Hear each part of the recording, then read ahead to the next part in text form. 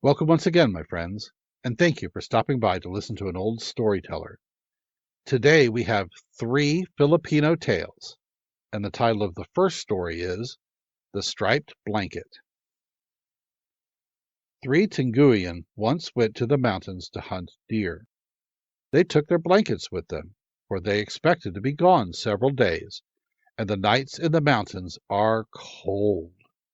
The blankets of two of the men were of the blue and white designs, such as are commonly worn by the Tinguian, but that of the third was covered with red and yellow stripes like the back of a little wild pig. At night the men rolled up in their blankets and lay down under a tree to sleep, but while the one in the striped blanket was still awake, two spirits came near and saw him. "Oh," he heard one spirit say to the other, "here we have something to eat, for here is a little wild pig." Then the man quickly took the blanket off of one of his sleeping companions and put his own in its place. Very soon the spirits came and ate the man under the striped blanket. Since that time the Tinguian never sleep under that kind of a blanket, if they are where the spirits can get them. And our second Filipino tale is The Mistaken Gifts.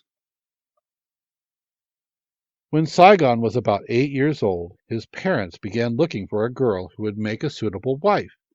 At last, when they had decided on a beautiful maiden who lived some distance from them, they sent a man to her parents to ask if they would like Saigon for a son-in-law.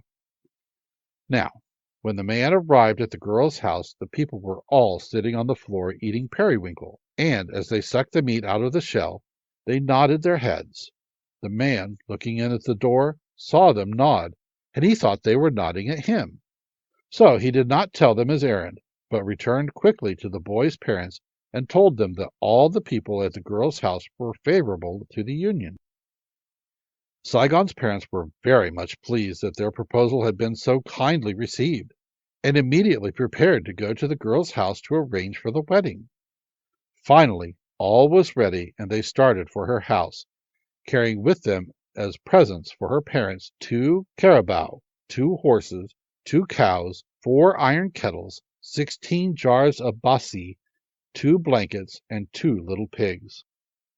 The surprise of the girl's people knew no bounds when they saw all this coming to their house, for they had not even thought of Saigon marrying their daughter.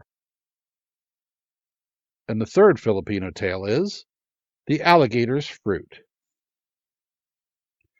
2 women went to gather some wild fruit from a vine which belonged to the alligator.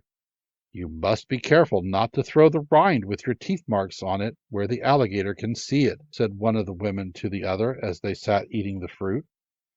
But the other woman paid no attention and threw the rind showing teeth marks into the river where the alligator saw it. Thus he knew at once who had taken his fruit, and he was very angry. He went to the house of the woman and called to the people, "Bring out the woman, that I may eat her, for she has eaten my fruit." "Very well," answered the people, "but sit down and wait a little while." Then they put the iron soil turner into the fire, and when it was red hot, they took it to the door and said to the alligator, "Here, eat this first." He opened his mouth, and they pushed the red-hot iron down his throat, and he died.